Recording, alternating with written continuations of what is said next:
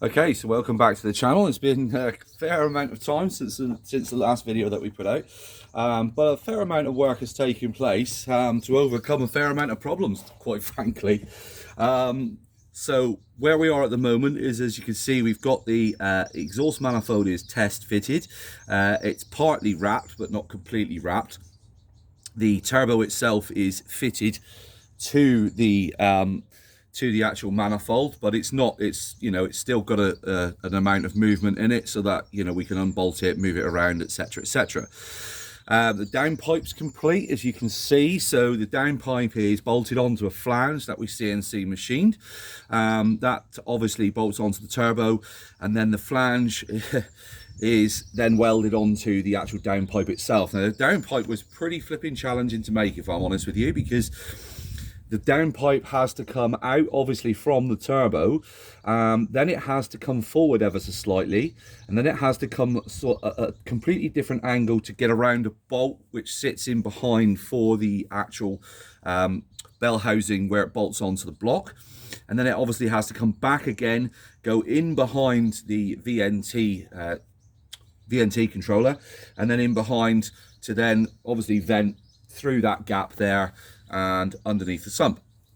So all of that's pretty challenging, especially when you're dealing with 2.75 inch size pipe, because obviously it's quite a sizable pipe, and there isn't an awful lot of room there. And what you don't want to do is you don't want to make turns which are really nasty sort of 90-degree angles and stuff like that. You kind of want it to sort of flow in a gentle way, to make the gases flow in a gentle way, and then obviously not cause any big issues with heat build up in the downpipe and therefore the turbo.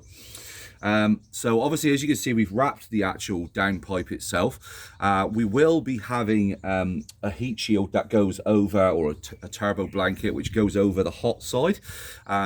We've gonna then obviously finish wrapping the exhaust manifold. I'm not going to complete wrapping the exhaust manifold until actually I'm ready to say okay, so I'm going to bolt up the turbo, bolt up the V-band clamp, and now I'm actually happy where it is, because what I don't want to do is keep wrapping it, unwrapping it, wrapping it, unwrapping it, because this section here obviously is going to be wrapped around the actual clamp too. So obviously the downpipe's made, as you can see, it's partly wrapped. We've got a little joiner which goes in here and then obviously vents back through that gap, which is, that's actually been made, but it's only been spot welded, because obviously, we need to adjust things and we need to move stuff around a little bit, because that's just the way that things are. CNC machined the block that goes on the bottom of the turbo itself. So we've got our oil drain, that's our oil drain there, which I'll get to in a second. So we've got our oil feed, so our oil feed goes in there with our special bolt that goes into it that restricts oil flow into the turbo. And the reason it does that is because we've got a ball bearing turbo, and if you flood it with the normal amount of oil that you would get in a journal bearing turbo, it's going to spill past the seals and get into the turbine side and smoke like a mother, as well as obviously potentially causing damage and stuff, which obviously we don't want. So we've got our restrictor bolt in there, which will stop that problem happening. We've got a braided pipe which runs underneath the turbo. It then hooks into a little sort of piece on the block, which basically it's a little holder which stops it from sort of flexing around. We're gonna have to fit another holder there. So I don't know if you can actually see it, but in the top there, obviously we've got this little sort of, I don't know what you'd call it really. My mind's suddenly gone blank, but it's just for holding the actual pipe in place.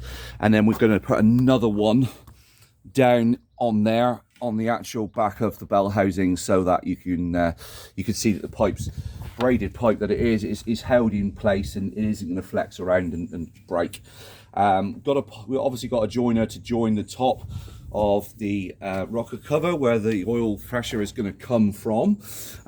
So we've got quite a considerable feed down into the turbo, but that shouldn't be too much of a problem, because that turbo feed will remain full of oil at all times. So as soon as we start, the oil pressure will push it up into the turbo, so that's not an issue.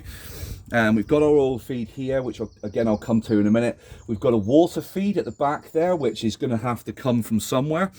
So the plan is to to put a joiner here in the actual cooling pipe and then connect two water feeds, or water feed and water return, into this pipe, so our braided line can then come down, feed water into the bottom of the turbo, and then this is the turbo oil water feed return. So the water will go through the turbo, heat up obviously, rise up through the turbo, come out this pipe, nice braided line along there, and then back into that pipe again. So we've got our constant water feed, which is going to be the next job that we're going to do.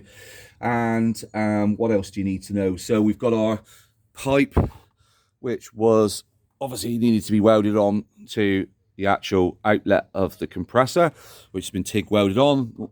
Nice little bit of weld in there, and then obviously that's going to come out of here and then into the intercooler. So, you know, we're beginning to get to a point where we're actually going to be able to start this car. In fact, I've actually got no choice. I'm going to have to start it probably today or tomorrow, so you may see a video of the engine actually running for a short period of time. Okay, so back to the oil drain, which is our next big challenge. So the oil drain needs to go obviously downhill and then into some area where it's able to then drain into the sump.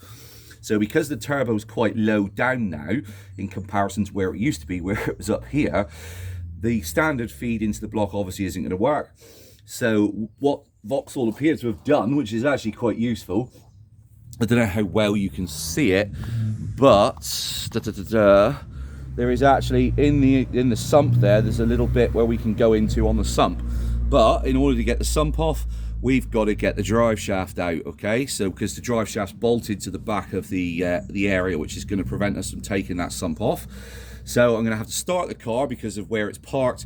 I'm going to have to move it into a more appropriate space, jack the front of the car up, take off the driver's side front wheel, slip out the drive shaft from the gearbox, drop the sump, drill into the sump, tap into the sump, put a drain into the sump, and then we can get our drain in our turbo to work.